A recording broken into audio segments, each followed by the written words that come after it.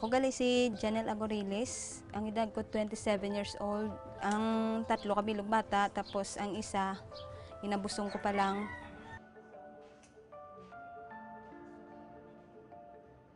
Sugod ako kadto sa may health center ng tatlo ka bulan ang akong busong.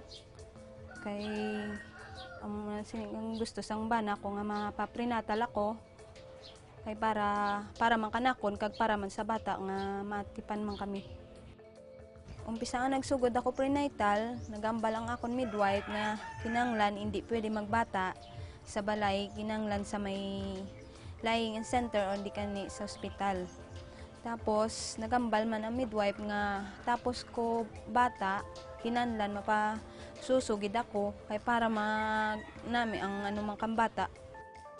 Ginatagan ako sang amon midwife sang ferrous sulfate nga folic acid para sa akon kag nagatag man sila sa akon bata nga gamay kang MNP nga powder para sa bata ko nga gamay kag kada bulan nagakadto to.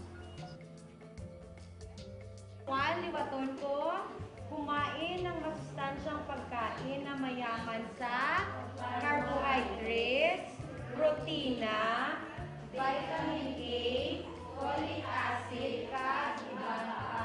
We found out that some of the mothers there in that area reach only low, maybe elementary graduate, so they cannot understand more what's really the importance of nutrition in teaching them how to rear their child. Sometimes the mothers have only to give their children rice, and sometimes root crops, and sometimes without vegetables, or maybe without fish, or without any other complementary foods given to them.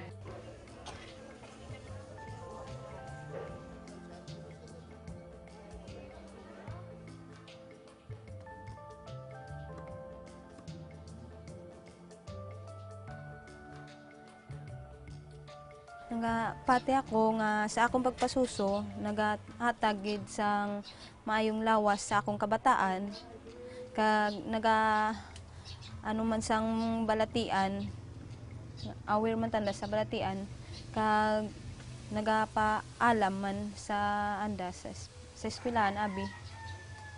Mayad man ang anda nga pag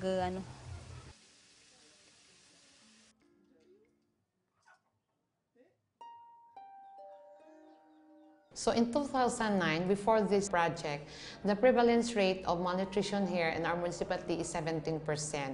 But after implementing this project now, we have a prevalence rate of 1.5% combined severe wasted and wasted 0 to 71 months children.